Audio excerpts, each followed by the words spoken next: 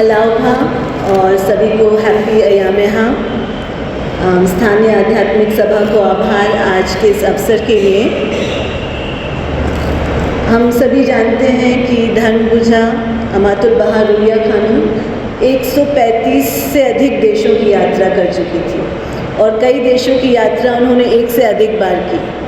तो अपने एक वक्तव्य में अपनी यात्राओं के बारे में बताते हुए कहती हैं कि कभी कभी मैं इन यात्राओं से बहुत थक जाती हूँ और बहुत निराश भी हो जाती हूँ। तब मुझे अब्दुल बहा के शब्द याद आते हैं। क्या हम गैस कर सकते हैं कि कौन से शब्द अब्दुल बहा के याद आते होंगे? हम सब ने पढ़े हैं रूही 2 में। कोई गैस करना चाहेगा? Oh that I could travel on foot and in utmost poverty। काश मैं यात्रा कर सकता पैदल ही और अत्यंत निर्धनता में और गांवों, शहरों, पहाड़ों, रेगिस्तानों, समुद्र में या बहाउल आभा की जयघोष लगा सकता और दिव्य शिक्षाओं का प्रसार कर सकता। मुझे कितना खेद है कि मैं ऐसा नहीं कर सकता। ईश्वर करे कि तुम इसे प्राप्त करो। ये अब्दुल बहा के शब्द हैं। रुलिया खानम कहती हैं कि इन शब्दों से मुझे प्रेरणा और शक्ति मिलती है। क्या हमें प्रेरित करने के लिए ये शब्द पर्याप्त नहीं हैं? रुलिया खानम कहती हैं कि इन शब्दों में अब्दुल बहा ने एक बहुत मॉडेस्ट रिक्वेस्ट किया है, बहुत छोटा सा आग्रह किया है। वो हमसे यह नहीं कहते कि एक देश जाकर जीत लो या लाखों अनुयायी खड़े कर दो या राष्ट्रीय आध्यात्मिक सभा के नए चेयरमैन बन जाओ। नहीं, वो ये कहती हैं कि अब्दुल बहा हमसे चाहते हैं कि हम दिव्य शिक्षाओं का प्रसार करें, ईश्वर के धर्म के बीज बोएं। अब कितनी बार हमारे मन में बहुत सारी शंकाएं आ जाती हैं कि मेरा अनुभव कम है, मेरा ज्ञान कम है, मुझ में क्षमता नहीं है, या बहुत सारी बाधाएं आ जाती हैं कि अभी मैं यंग हूँ, करियर बनाना है, या मैं ओल्ड हो रही हूँ, मेरा स्वास्थ्य ठीक नहीं है, या मैं बहुत फाइनेंशियल प्रॉब्लम से गुजर रही हूँ इसलिए मैं नहीं जा सकती। तो ये सभी शंकाएं, ये सभी बाधाएं क्या अब्दुल बहा के इन शब्दों के सामने कोई महत्व रखती हैं? रुलिया खानम कहती हैं कि these words are the essence of pioneering, that you want to go in the place of the master। ये शब्द पायनियरिंग का निचोड़ है कि हम अब्दुल बहा के स्थान पर जाना चाहें। अब्दुल बहा के ये शब्द उन्होंने सालों की यातनाओं, सालों के कष्टों, वर्षों के कारावास के बाद अपने जीवन के अंतिम दिनों में हमें संबोधित किए हैं। तो हमें इन शब्दों से प्रेरित होना चाहिए और उनके फुटप्रिंट्स पर, उनके पद चिन्हों पर चलना चाहिए। मुझे लगता है कि जो मैरियन जैक थी वो शायद इन्हीं शब्दों से प्रेरित हुई थी। मैरियन जैक एक महिला थी जिनको बहुत प्यार से अब्दुल बहा कहते थे जनरल जैक, और वो अलास्का, टोरंटो, मॉन्ट्रियल में उन्होंने पायनियरिंग की थी।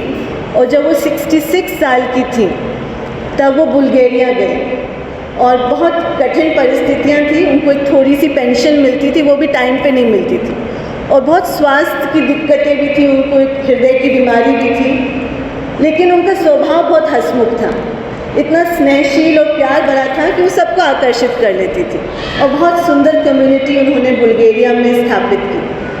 फिर वर्ल्ड वॉर 2 का समय आया। शोगी अफेंडी ने उनको पत्र लिखा कि आप एक सुरक्षित देश चले जाएं, स्विट्ज़रलैंड चले जाइए।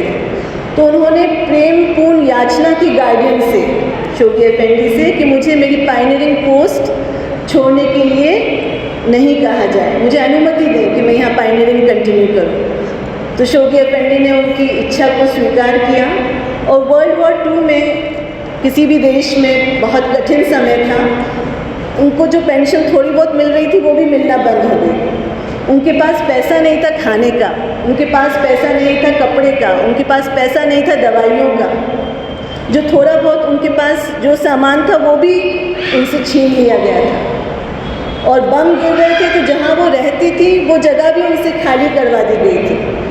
और वो जो गीले ठंडे तहखाने होते हैं, कई महीनों तक उनको वहाँ रहना पड़ा, जहाँ हीटिंग का कोई साधन नहीं था। और जब सोवियत यूनियन का जो अधिकार है बुल्गारिया पर बढ़ने लगा तब और रिस्ट्रिक्शंस आ गए। जो सभाएं होती थी वो तो बंद करना पड़ी, वो किसी से बात नहीं कर सकती थी, किसी और बहाई मित्र से पत्र नहीं लिख सकती थी, वो एकदम अकेली रह गई थी। तब भी वो अडिग रही, अटल रही, और जब वर्ल्ड वॉर ख़त्म हुआ तो वो पैदल ही बहाई धर्म का फिर से शिक्षण करने लगी। उन्होंने 24 साल उस देश में शिक्षण किया और 1954 में उनका स्वर्गवास हुआ। शोगी अफेंडी कहते हैं उनको इमॉर्टल हीरोइन।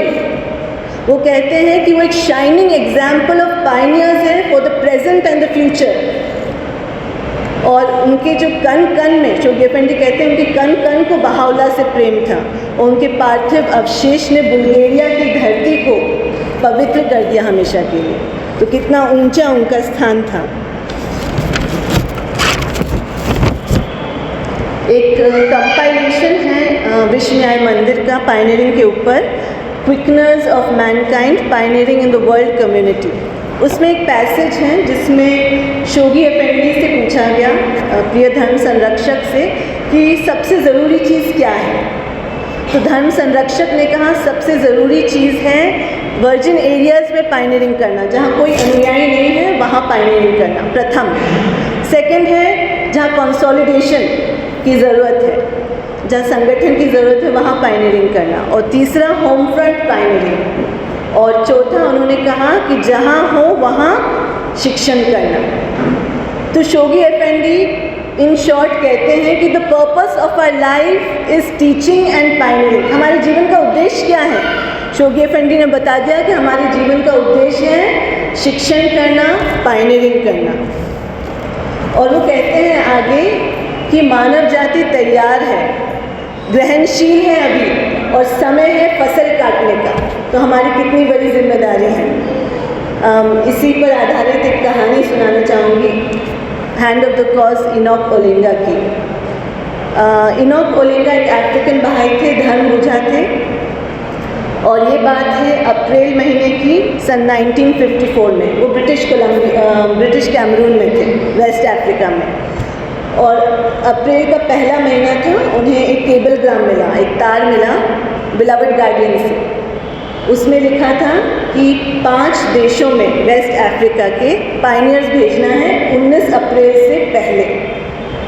ठीक है, अब इनॉक ओलिंगा को धर्म संरक्षक पे पूरा विश्वास था, लेकिन हम इंसान हैं, हमारी मानव बुद्धि काम करने लगती है, तो थोड़ी शंका उनके मन में हुई। उन्होंने सोचा कि अभी तो कैमरून में बहाई धर्म आए हुए 5 महीने हुए हैं, गिन चुन के 13 बहाई हैं, वो भी नए बहाई।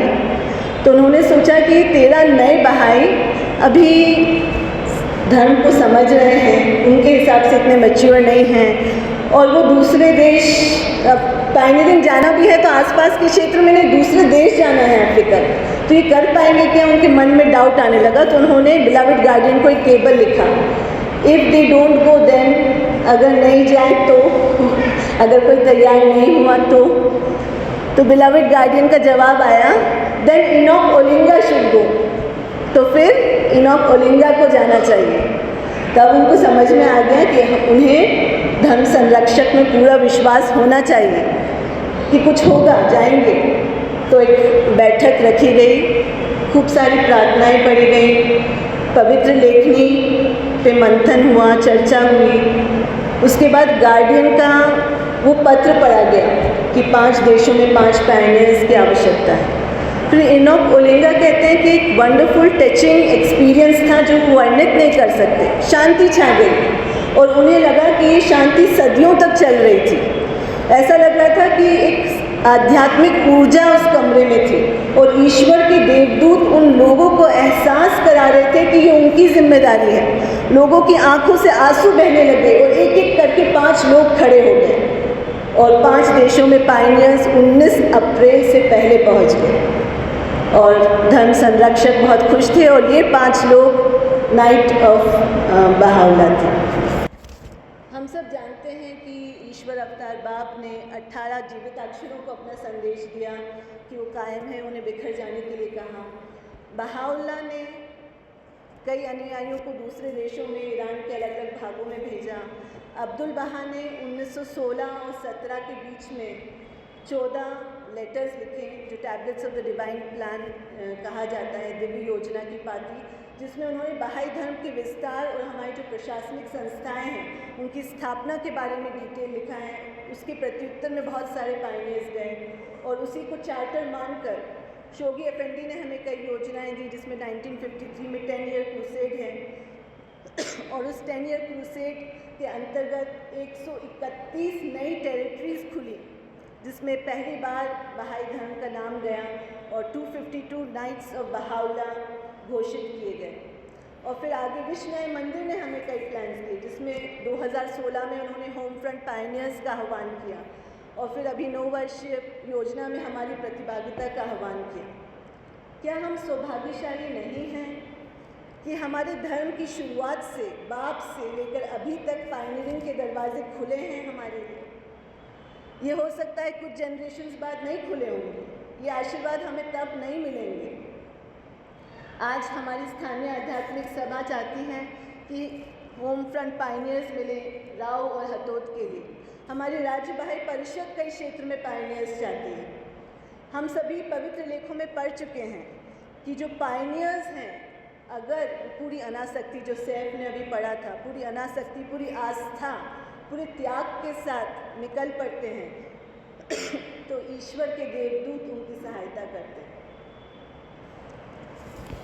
तो इसी से जुड़ी एक कहानी सूरीनाम में जब एक मित्र ने हमें सुनाई थी, बहुत टचिंग स्टोरी है। और लकीली मुझे और योगेश को 1 वर्ष के लिए सूरीनाम में पायनियरिंग करने का, शॉर्ट टर्म पायनियरिंग करने का मौका मिला था। तो ये कहानी इस प्रकार है कि एक बार 2 महिलाएं एक क्षेत्र में टीचिंग कर रही थी। शाम का समय हो गया, अंधेरा छाने लगा, सूर्यास्त होने वाला था और वो असहज, असुरक्षित महसूस कर रही थी। उन्होंने सोचा कि घर जाना चाहिए। तब उन्होंने देखा कि एक बहुत वृद्ध दंपत्ति एक घर के आंगन में पेड़ के नीचे एक बेंच पे बैठे हैं और उन्होंने सोचा कि जाने से पहले इनसे मिल लेते हैं। तो उनके पास में गई। उन्होंने बोला, आपने बहाउल्लाह का नाम सुना है? तो पति ने पूछा, जो दंपत्ति थे पति पत्नी, पति ने पूछा ये किसी व्यक्ति का नाम है? तो उन्होंने बोला हाँ। तो दंपत्ति ने उन दोनों महिलाओं को हाथ पकड़ के घर के अंदर ले गए और बोला कि आप बहाउल्लाह के बारे में बताइए। तो दोनों महिलाओं ने सब कुछ बहाउल्लाह के बारे में बताया। जैसे ही बताया तो वो दोनों पति पत्नी, वृद्ध पति पत्नी रोने लगे, हाथ ऊपर उठाकर बोलने लगे कि ईसा मसीह आप आ गए, फिर से आपने स्वप्न पूरा कर दिया, हम आपका धन्यवाद करते हैं। और एक दूसरे के गले लग के रोने लगे। अब ये जो रिस्पॉन्स था वो 2 महिलाएं देख के एकदम शॉक हो गई कि आप इतने एक्साइटेड कैसे हो, क्या हुआ? तो उन्होंने बोला कि 3 दिन पहले, जो पति है उसने घटना सुनाई कि 3 दिन पहले हम आपस में बात कर रहे थे कि बहाउल्लाह के आने, मतलब ईसा मसीह के आने का समय हो गया है। कहीं ऐसा नहीं हो कि वो किसी और नाम से आए हों और चोजन वंस जो है उन्होंने पहचान लिया हो, हमने नहीं पहचाना और हम तो वृद्ध हैं, कभी भी मर जाएंगे, स्वर्ग जाएंगे तो स्वर्ग के दरवाजे हमारे लिए बंद होंगे क्योंकि हमें ईसा मसीह का दूसरा नाम पता नहीं चला। और ये सोचकर 3 दिन पहले वो बहुत रोए। उस दिन रात को जब वो सोए तो पत्नी को एक स्वप्न आया। उस स्वप्न में उसने देखा कि ईसा मसीह उसके पास आए। उन्होंने बोला कि रो मत, 3 दिन बाद तुम आंगन में उस पेड़ के नीचे बेंच पर बैठना, तुम्हें मेरा नया नाम पता चल जाएगा। तो 3 दिन बाद सुबह से वो बेंच के ऊपर बैठ गए जाके और शाम होने वाली थी, सूर्यास्त था, अंधेरा छाने वाला था। उनकी आशा टूट रही थी कि कोई नहीं आया। और जब वो 2 महिलाएं आई, उन्होंने बहाउल्लाह का नाम बताया तो इसलिए वो इतने टच हो गए थे। तो ये कहानी जो है नॉर्थ टेक्सास की टीचिंग मेमोइर्स में पब्लिश भी है। तो ऐसी विक्ट्रीज़ की कहानियाँ, पायनियर्स की जीत की कहानियाँ, उनकी चैलेंजेस की कहानियाँ, उनके ऊंचे स्थान की कहानियाँ हमारे धर्म इतिहास में भरी पड़ी है। और स्वयं बहाउल्लाह कहते हैं कि पायनियरिंग एक ऑर्नामेंट है गुडली डीड्स का, एक गहना है सत्कर्मों का। और शोगी एफएनडी कहते हैं, आई स्वेयर, मैं सौगंध खाता हूँ कि अगर पायनियर्स के पारितोषिक की एक झलक सुई की आँख के बराबर भी दिखा दी जाए तो स्वर्ग और धरती पर सब हतप्रभ रह जाएंगे। Hand of the cause Faizi हैं, वो कहते हैं कि जब हम पायनियरिंग करते हैं तो हमें बहुत ट्रस्ट होना चाहिए, बहुत धैर्य होना चाहिए, हताश नहीं होना चाहिए। ज़रूरी नहीं है कि पायनियरिंग के रिज़ल्ट हमें जल्दी मिल जाए, उसी टाइम मिल जाए। कभी कभी सालों नहीं मिलते, कभी पूरी लाइफ टाइम में नहीं मिलते, लेकिन ये कृत्य भर पायनियरिंग के लिए उठ जाना ही बहुत आशीर्वाद दिलाता है। न केवल उस व्यक्ति को जो पायनियरिंग के लिए जाता है, न केवल उस कम्युनिटी को जहाँ वो पायनियरिंग के लिए जाता है, बल्कि उस कम्युनिटी को भी जो पायनियर्स भेजते हैं, तीनों को आशीर्वाद प्राप्त होते हैं। तो अगर अनुमति हो तो एक लास्ट स्टोरी मैं शेयर करना चाहूँगी। बहुत सुंदर स्टोरी है एला बेली की। एला बेली एक वृद्ध महिला थी और थोड़ा बहुत पेंशन आ रहा था, उनका सब कुछ ठीक चल रहा था, पैसे इकट्ठे कर लिए थे उन्होंने $1000। उनका कोई भी नहीं था दुनिया में, तो उनको लगता था मेरा कोई नहीं है तो मुझे मरूंगी तो दफनाना तो चाहिए मुझे, तो मैं दफनाने का इंतज़ाम करके जाऊँ। तो इसलिए उन्होंने वो $1000 इकट्ठे किए थे LSA को देने के लिए कि एक छोटा ज़मीन का प्लॉट खरीदना पड़ता था, तो ज़मीन का प्लॉट खरीद लेंगे और वो जो टूमस्टोन है, वो पत्थर जिस पे नाम लिखा जाता है, वो भी खरीद लेंगे। तो तब विलमेट का उपासना मंदिर बन रहा था और उसके लिए दान का आह्वान किया गया था। तो उन्होंने सोचा कि ये भी बहुत ज़रूरी है, तो उन्होंने कहा कि चलो 50% बहावला को, 50% मेरे दफनाने के लिए। अब ये स्टोरी विलियम सीयर्स ने सुनाई है। हम सबको पता है विलियम सीयर्स का सेंस ऑफ ह्यूमर बहुत अच्छा है, उन्होंने गॉड लव्स लाफ्टर लिखा है। तो वो कहते हैं कि वो ऐसा लिखती हैं कि 50% चलो बहावला को, 50% मेरे लिए। अब वो $500 भेज देती हैं। फिर एक मीटिंग में शोगी एफएनडी का लेटर पढ़ा जाता है कि विलमेट के उपासना मंदिर में दान देना कितना महत्वपूर्ण है, वो बहुत उनकी दिल को छूता है और वो सोचती हैं कि नहीं, मेरे को तो कोई खेत में दफना देंगे और जो पत्थर है वो उसकी ज़रूरत नहीं है। जब $500 उन्होंने दिए थे तब उन्होंने सोचा था कि मैं बहुत ठिगनी हूँ, छोटी हूँ, तो थोड़ा छोटा प्लॉट खरीद लेंगे और नाम मेरा छोटा है तो थोड़ा छोटा पत्थर खरीद लेंगे। पर अब उन्होंने सोचा कि ये भी छोड़ दो, खेत में दफना देंगे, पत्थर की ज़रूरत नहीं। $500 और उन्होंने दे दिए उपासना मंदिर के लिए। अब और समय बीत गया, उनका देहांत नहीं हुआ, तो पेंशन आती रही तो थोड़ा और पैसा इकट्ठा हो गया। अब उनके पास फिर थोड़ा और पैसा था और एक कॉन्फ्रेंस में वो भाग दे रही थी जिसमें रुइया खानम आई थी, और रुइया खानम उस समय पायनियर्स का आह्वान कर रही थी। और उन्होंने कहा, रुइया खानम ने, कि शोगी एफएनडी का संदेश पढ़ रही थी कि चाहे हम छोटे हों या बड़े हों, चाहे पढ़े लिखे हों चाहे अनपढ़ हों, चाहे हम कैसी भी स्थिति में हो, हमें पायनियरिंग के लिए उठ खड़ा होना है। और रुइया खानम ने अपनी तरफ से जोर दिया कि चाहे हमारी बोन्स कितनी भी मोल्डरिंग हो, मतलब हमारी अस्थियाँ कितनी भी जर्जर हो, कमज़ोर हो हमारी हड्डियाँ, तो भी हमें उठना चाहिए पायनियरिंग के लिए। तो बस उन्होंने ये सुन लिया तो उन्होंने ठान लिया मैं तो पायनियरिंग जाऊँ। अब सबने उनको समझाया, वो व्हीलचेयर पे थी, क्रिपल्ड थी, सबने बोला कि आप कैसे जा सकती पायनियरिंग, क्या फ़ायदा आपके जाने से पायनियरिंग। तो उन्होंने बोला कि नहीं, उस सभा में सबसे जर्जर अस्थियाँ मेरी थी, उससे जर्जर अस्थियाँ होती तो मैं जीवित ही नहीं रहती। तो मतलब रुइया खानम मुझे ही कह रही थी कि जिसकी मोल्डरिंग बोन से उन्हें जाना चाहिए, मतलब मुझे जाना चाहिए, तो मैं तो जाऊँगी। तो उन्होंने एक यंग दंपत्ति को ढूंढा जो उन्हें मदद कर सके और वो त्रिपोली चले गए पायनियरिंग के लिए। और वो त्रिपोली पहुंची और उनका स्वर्गवास हो गया। वो किसी को वहाँ शिक्षण नहीं कर पाए। अब शोगी एफएनडी गार्डियन, उनके बारे में जो शब्द बोलते हैं, उनके बारे में इतने प्रेमपूर्ण, आदर से, स्नेह से, सम्मान से जो उनके लिए शब्द प्रयोग करते हैं, जो लोग सुन रहे थे, उनके मन में ये भावना आई कि अगर हमारे लिए हमसे कोई कहे कि सब कुछ दे दो और शोगी एफएनडी 10 सेकंड के लिए हमारे लिए इस प्रकार के शब्द प्रयोग कर दे, तो हम भी उठ खड़े हैं, हम दे दें अपना सब कुछ, सिर्फ ये सुनने के लिए जो शोगी एफएनडी ने एला के लिए कहा। इतने सुंदर शब्द थे, इसलिए मायने नहीं रखता कि उन्होंने वहाँ शिक्षण कर पाए कि नहीं। शोगी एफएनडी कहते हैं कि उनका कृत्य, उनका ये उठ जाना पायनियरिंग के लिए, ये महत्व रखता है। और उसके आशीर्वाद उस देश को मिलेंगे और मिलेंगे।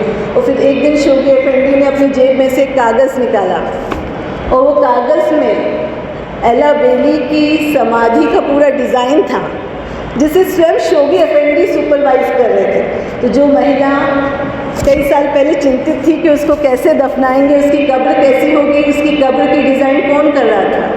धर्म संरक्षक कर रहे थे स्वयं।